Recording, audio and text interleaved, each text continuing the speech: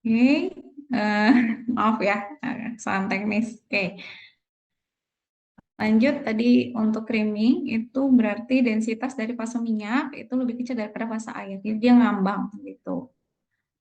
Nah, tapi ini masih bisa digojok ya supaya bisa terdispersi kembali gitu. Jadi biasanya kenapa terjadi creaming karena memang eh, pada saat pembuatan emulsi homogenitasnya itu tidak sesuai gitu. Kalau breaking itu otomatis sudah pecah, jadi udah nggak bisa sama sekali disatukan untuk fase emulsinya. Oke, lanjut untuk wadah kemasan dan cara penyimpanan, ya ini salah satu contoh ya untuk sediaan emulsi. Ya, sediaan emulsi disimpan di dalam wadah tertutup baik, ya, di tempat sejuk dalam botol sesuai dengan viskositas sediaan.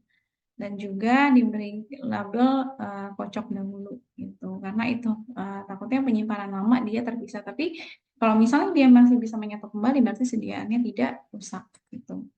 Kemudian selanjutnya untuk sediaan krim, ya, jadi krim ini menurut Farmakope Indonesia 3, ya, itu krim adalah sediaan setengah padat berupa emulsi mengandung air, tidak kurang dari 60%, kemudian dimaksudkan untuk pemakaian luar.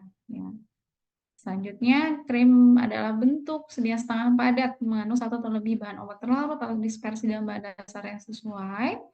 Kemudian untuk warna sendiri, dia merupakan setengah padat juga, berupa emulsi kental mengandung air tidak kurang dari 60% dan dimaksudkan untuk pemakaian luarnya. Jadi krim ini merupakan salah satu bentuk emulsi dengan konsistensi yang lebih padat. Ya, jadi termasuk dalam sediaan semi solid dan biasanya pada umumnya digunakan pada pemakaian eksternal ataupun topikal sebagai bahan pembawanya.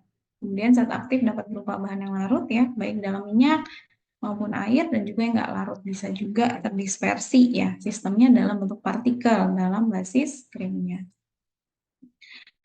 Ya, perbedaan krim dan emulsi ya, krim pada umumnya mempunyai konsistensi yang lebih padat dibandingkan emulsi yang berbentuk cair, mampu melekat pada permukaan tempat pemakaian ya dalam waktu yang cukup lama selama sediaan ini dicuci atau dihilangkan. Dan juga efek pelekatan disebabkan oleh sifat reologisnya. Ini sifat reologis ini merupakan sifat alir ya dalam sediaan sehingga dia bisa bertahan lama ya di permukaan. Kemudian untuk kelebihan dan kekurangannya ya, untuk kelebihannya mudah menyebar rata ya, kemudian praktis, mudah dibersihkan dan dicuci.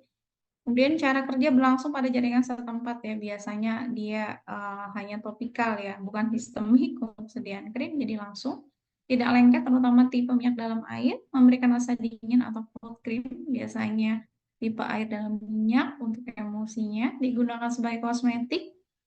Kemudian bahan untuk pemakaian topikal jumlah yang diabsorpsi tidak cukup beracun. Nah, untuk kekurangannya itu susah dalam pembuatannya karena pembuatan krim harus dalam keadaan panas ya. Jadi biasanya ada fase minyaknya itu harus dipanaskan untuk sediaan krim supaya bisa nyatu sama fase airnya nanti.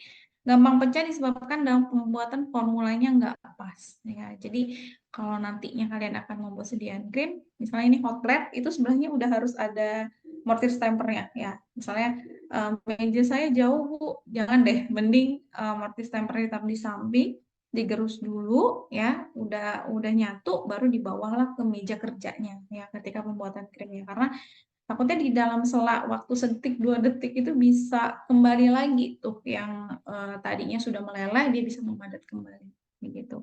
Kemudian mudah kering dan mudah rusak ya, khususnya tipe air dalam minyak karena terganggu sistem campuran, terutama disebabkan oleh perubahan suhu dan juga perubahan komposisi.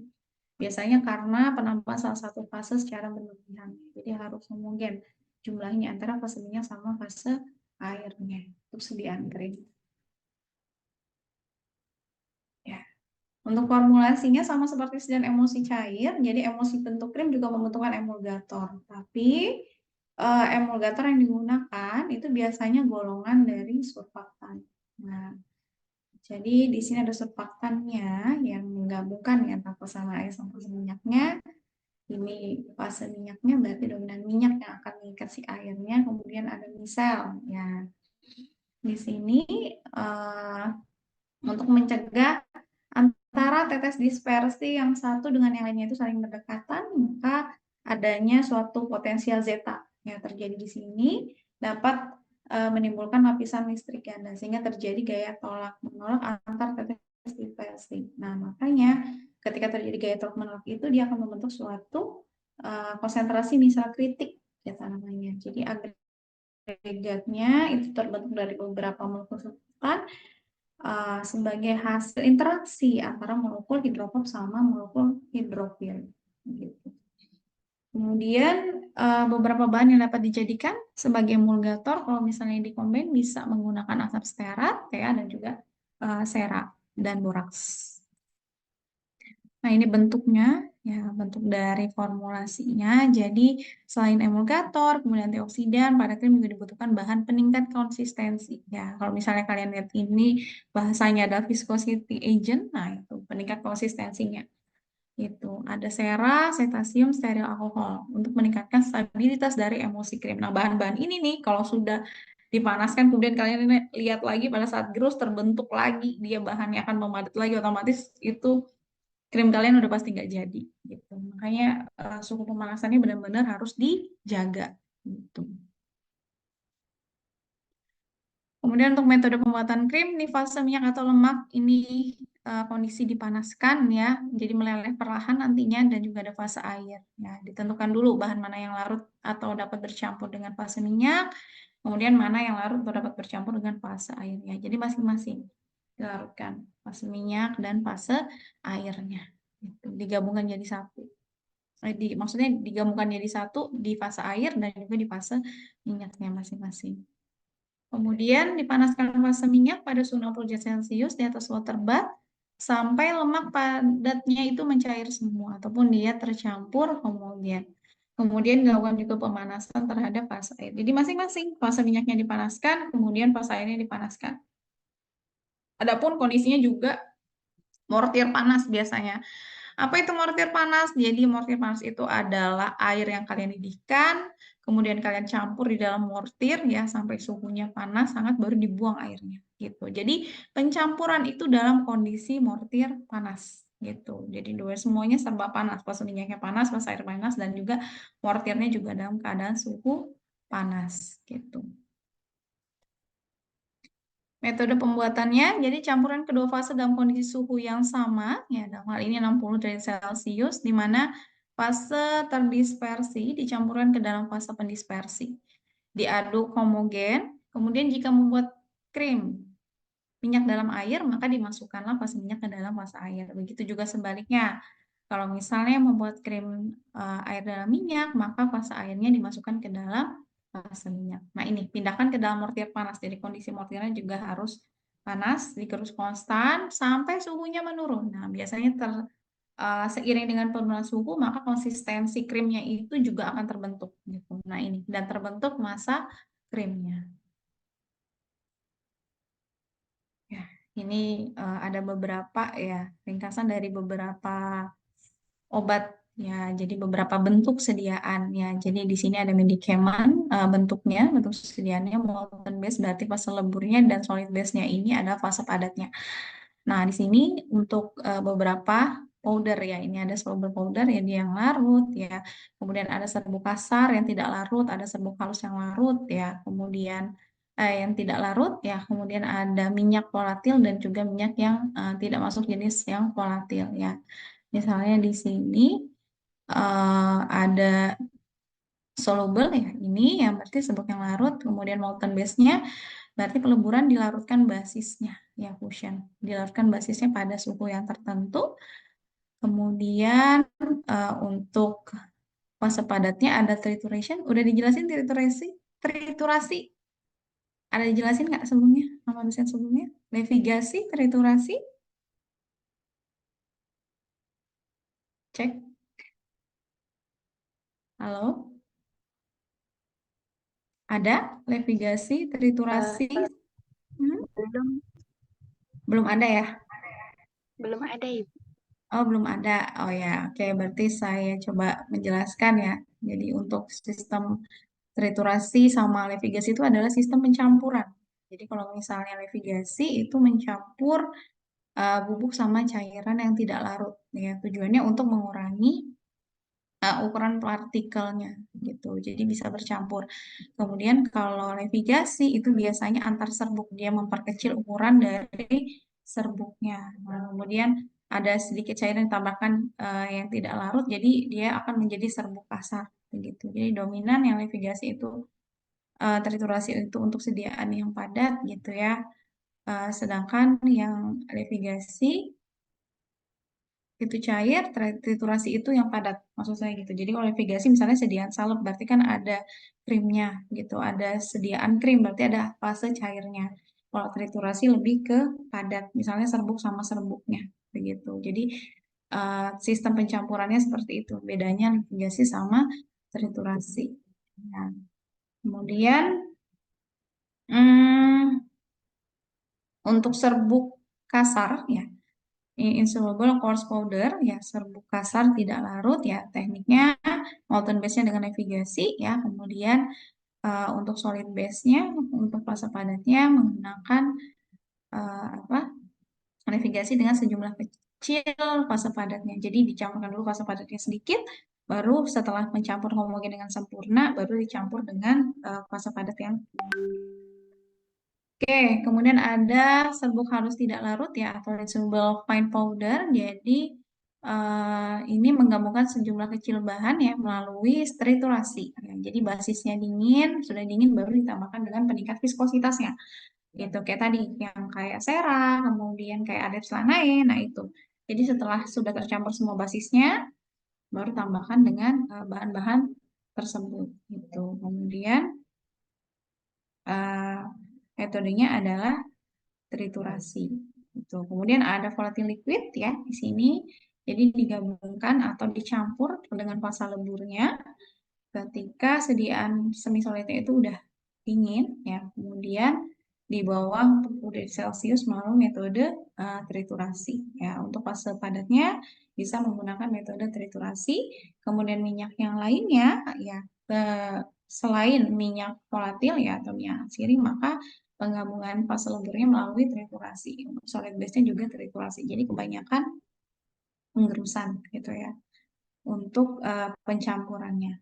Nah, di sini jika terdapat bahan yang tidak tahan terhadap pemanasan, maka pencampuran dilakukan ketika basis krimnya sudah terbentuk. Ya, jadi kalau misalnya nggak tahan panas, sudah terbentuk basis krim, maka aman dia untuk ditambahkan dengan bahan-bahan yang lainnya. Gitu. Kemudian untuk kemasan dan label ya, berarti kemasan yang digunakan boleh menggunakan pot salep ya, tutup baik yang terbuat dari plastik atau logam. Ini ya, jadi ada labelnya ya, untuk sediaan kan berarti hanya untuk pemakaian luar ya. Jadi dibiasakan untuk menjelaskan karena kita nggak pernah tahu orangnya paham atau enggak. Misalnya orangnya dari luar, dari desa misalnya kan nggak tahu cara penggunaannya, tiba-tiba diminum ya kan ya. Jadi biasakan untuk menjelaskan ketika nantinya menjadi apoteker detail terkait penggunaan dari sediaan farmasinya. Gitu. Oke, mungkin cukup dari saya, ada yang ditanyakan dulu. Izin bertanya, Ibu. Ya, silakan. Perkenalkan Ibu, saya Indriani Maulia dari kelas B1 Farmasi Umum. Izin bertanya. Hmm. Tadi di awal kan di dalam video ditunjukkan bahwa sunscreen itu merupakan salah satu contoh dari sediaan emulsi. Di mana dia dari emulsi air dalam minyak dan minyak dalam air. Pertanyaan saya itu Bu, apabila kita menaruh sunscreen di jendela terus terkena panas, apakah kestabilan dari sunscreen tersebut dapat berubah, dan jika berubah, apakah sunscreen itu masih bisa melindungi kita dari sinar UV, Bu? Oke, ya. Tadi ditanyakan kalau misalnya naruh sunscreen di suhu panas gimana, Bu? Gitu. Lihat konsistensinya. Nah, itu yang pertama. Berubah atau enggak?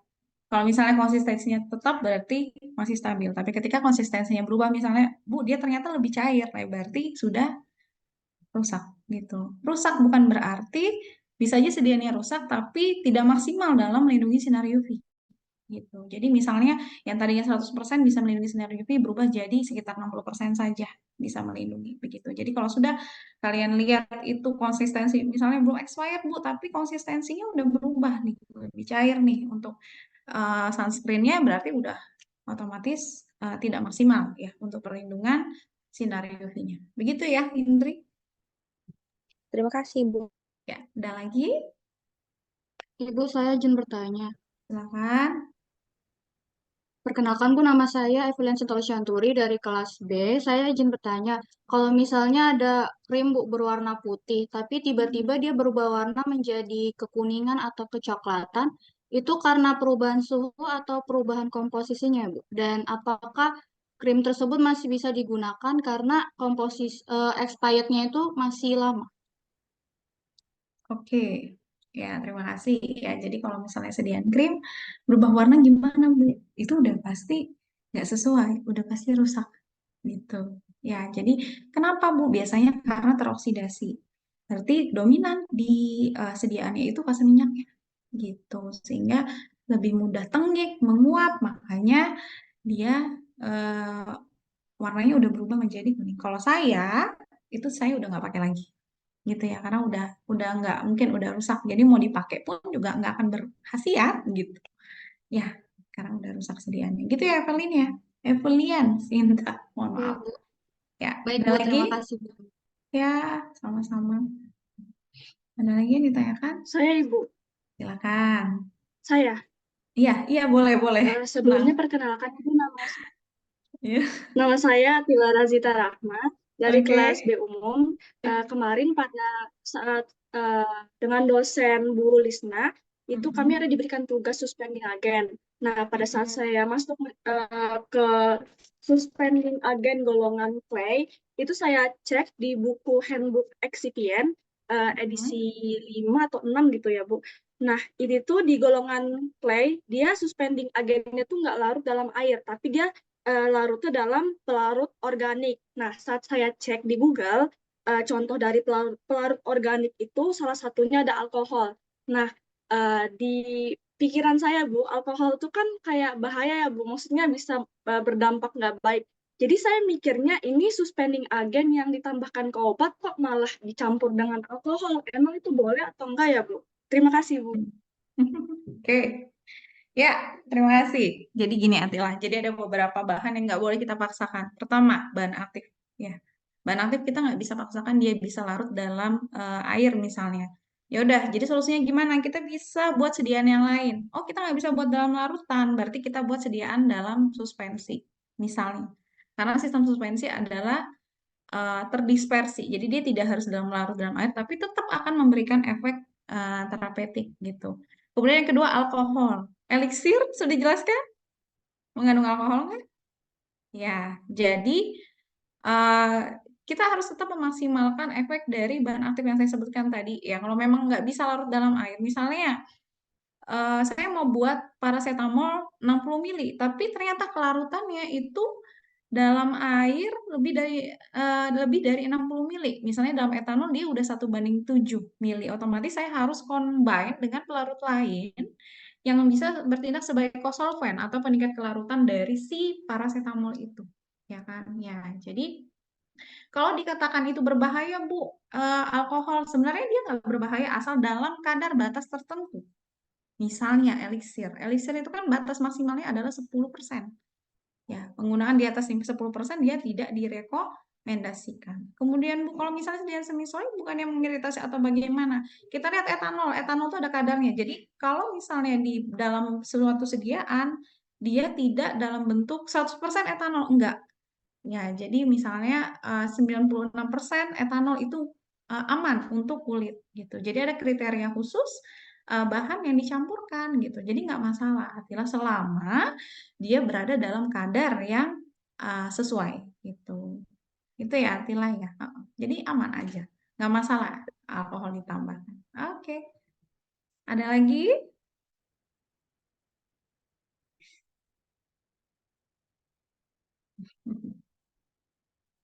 Ya, jadi kalau misalnya kalian pakai skincare tuh kalian taruh dalam kulkas itu lebih aman ya. Kalau misalnya jangka panjang dibandingkan ditaruh di luar, walaupun terhindar dari sinar matahari Bu, ya. Tapi lebih baik di kulkas. Terutama kalau misalnya sediaan semi solid, ya, busa emulgator, krim dan sebagainya itu penggunaan penyimpanan dalam kulkas itu lebih baik gitu. Oke? Ada lagi? Cukup ya? Baik, kalau sudah cukup saya akhiri untuk pertemuan hari ini. Terima kasih ya atas waktunya. Selamat sore. Assalamualaikum warahmatullahi wabarakatuh. Waalaikumsalam warahmatullahi wabarakatuh.